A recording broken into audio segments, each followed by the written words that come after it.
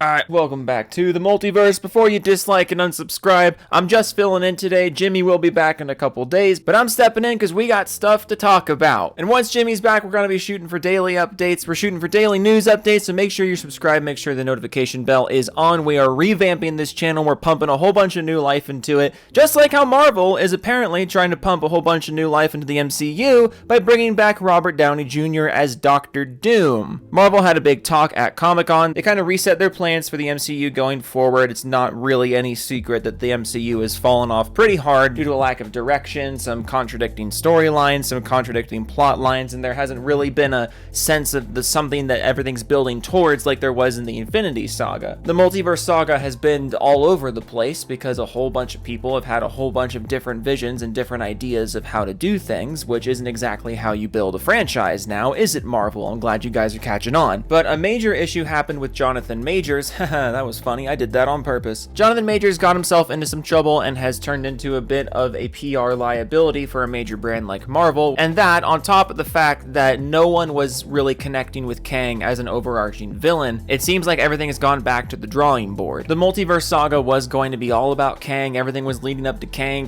the Conqueror, but then the first couple times that we saw Kang the Conqueror, he wasn't very intimidating, he wasn't very interesting, and now the actor who played him has a bit of a target on his head, meaning Marvel, who is currently in a position where they need to make as much money as possible, win back as many people as possible. They saw it fit to cut their losses, get rid of Jonathan Majors instead of recasting him, and use this as an opportunity to what seems like more or less just write Kang out of the story and then refocus everything around Doctor Doom as the new big bad guy that everything's building towards. It was rumored for a long time that Doctor Doom was going to be a part of the MCU, and I mean, with the Fantastic Four coming in, it was basically confirmed that Doctor Doom was going to be a major part of it, but it was unclear just how big of a role he would play in terms of being an overarching villain that everything is leading towards a confrontation with, and now it seems like that is indeed going to be the plan with Kang out of the way. I've seen some people saying that, oh, it was always the plan to have Doctor Doom be the big bad. I just don't think that's true, because Avengers 5 was titled The Kang Dynasty, and now it's Doomsday, which I admit is a much better name. That is a way snappier title for an Avengers movie. But it's very clear that Marvel is kind of scrambling right now, as evidenced by the delays, as evidenced by projects that were announced years ago and we still know nothing about. Armor Wars? What's Armor Wars? I don't know what Armor Wars is, and neither does Marvel. But things are starting to move forward a bit. The Fantastic Four movie now has a new subtitle, which I have mixed opinions on. I feel like they could have just called this Fantastic Four, but oh well. But then again, that would make this the third movie just titled Fantastic Four, and they probably wanted to avoid that, so fair enough. Subtitles are the way to go, I guess. But the big news from Comic-Con is that the actor playing Victor Von Doom, and yes, this is Victor Von Doom, it's not a variant, it's not some other character taking up the moniker of Doctor Doom, this is Victor Von Doom, and the actor was revealed to be Robert Downey Jr.,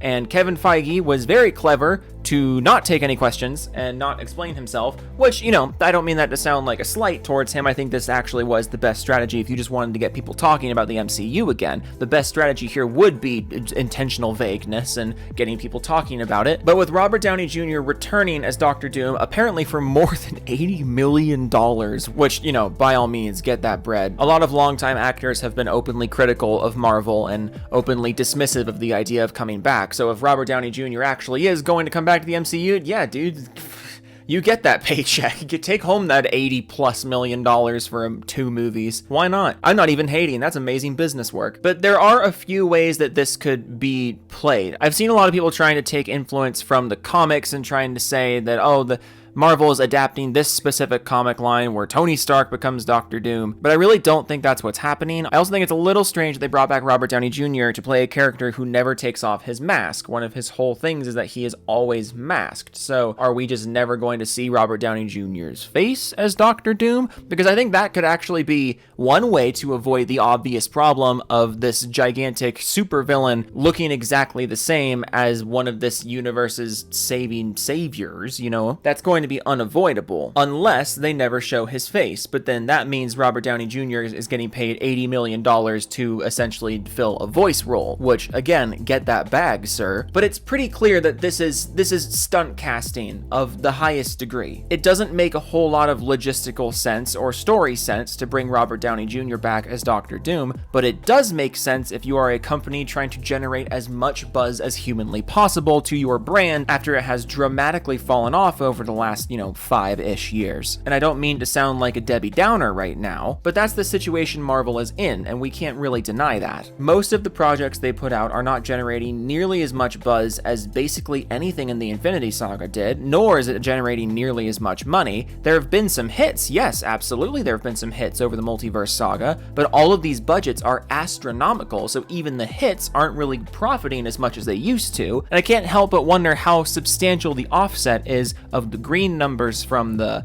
successful multiverse projects to the less successful ones. You know what I mean? Sure, Werewolf by Night was really successful and really well received, but how much revenue did it generate, and did the revenue offset the losses of something like She-Hulk? Yes, Miss Marvel was actually a really good show, but it's common knowledge that it didn't generate a lot of revenue or attention, and it's going to be very hard for Marvel to actually franchise it because not many people watched it originally. This is not me saying Marvel is dead or Marvel's making no money, but this is me saying that Marvel is making substantially less profit than they used to. And that's where Robert Downey Jr. as Doctor Doom comes in. I do not buy into these theories that this was always the plan. I've seen some people saying that this was always the plan, and I just don't buy it. The timing is too suspicious, and there haven't been any teasers of this anywhere in any Marvel projects. I don't think this was always the plan. Now, does that mean it's going to be bad? No, absolutely not. Anything can be good. I'm not going to write off anything, especially not a comic book movie casting. We all wrote off Heath Ledger. We all wrote off Robert Pattinson. And I absolutely don't doubt that RDJ is going to bring his A-game as Doctor Doom. He brings his A-game with everything. The man brought his A-game with Doolittle. He's going to bring his A-game here. But just how successful this ends up being is another thing. I do think that RDJ is going to drive a lot of people to go see the movie. I'm very interested to see how they write this story, because the whole Doctor Doom looks like Tony Stark thing could be completely avoided if they just always keep the mask on. But then if they always keep the mask on, why did you hire RDJ in the first place and not just someone who sounds like RDJ? If the intention was just to put RDJ's name on the poster and in the trailers but not actually use him to any degree,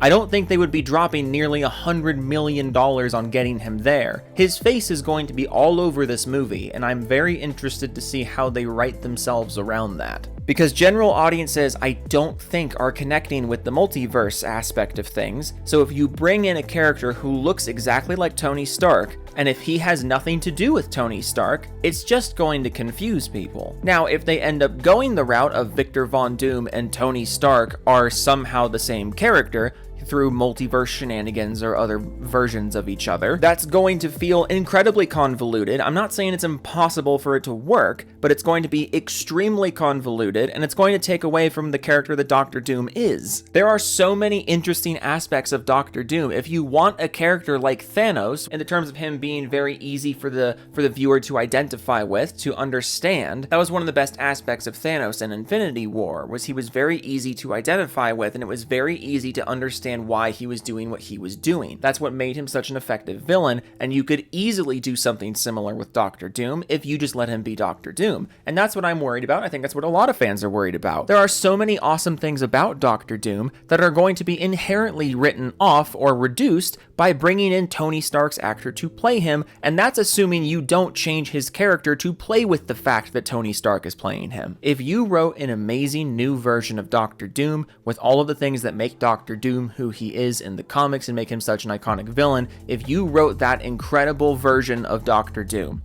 you wouldn't need Robert Downey Jr. to sell him, and that's what concerns me. I am worried that they are going to take a very complex and very iconic villain and basically boil him down to a vessel to get Tony Stark back on screen. I could be wrong about that being the plan, but I really don't feel like I am. But that's my piece on the whole RDJ as Doctor Doom thing. Again, Jimmy will be back in a few days. We're gonna try and start knocking out daily uploads here, or as close to daily uploads as we can, so be sure to like and subscribe and hit the bell if you want notifications on when new videos go live, talking about leaks, talking about rumors, talking about official news, talking about theories. So be sure to stick around, because Multiverse is going to be fun.